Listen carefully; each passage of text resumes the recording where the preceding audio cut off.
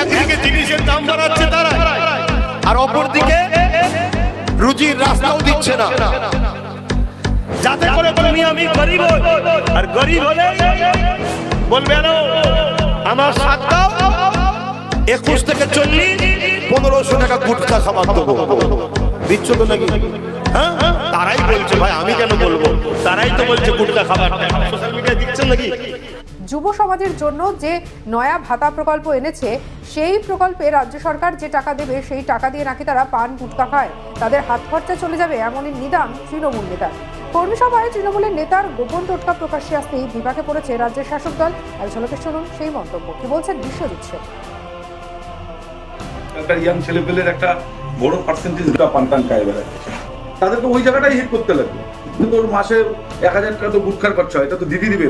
আজকালকার ইয়াং ছেলেপেলের একটা বড় পার্সেন্টেজ পান্তান খায় বেড়াচ্ছে, তাদেরকে ওই জায়গাটাই হিট করতে লাগবে। কিন্তু ওর মাসে 1000 টাকা তো গুটখার খরচা হয়, এটা তো দিদি দিবে। আসানসোলে যেতে লেগেছে। এই লোকগুলাকে যদি আমরা ঠিক মতন কনভিন্স করতে পারি, আমার মনে হয় আমাদের এবার ভোটে জেতা শুধু সময়ের ব্যাপার। পাশাপাশি দিদি তাদেরই নেতারা বলছে গুটখা খাবার দেখা, কেন যুব সমাজ আমাদের দিকে নেই, মুরব্বীরা আছে, যুবকরা আমাদের দিকে নেই, মা বোনেরাও আছে, যুব সমাজ আমাদের দিকে নেই।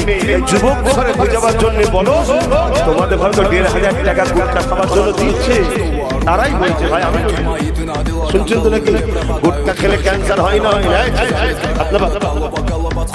গুটখা খেলে ক্যান্সার হয় না, হয় না? তাহলে ক্যান্সারের দিকে খেলার প্ল্যান চলছে না, চলে না?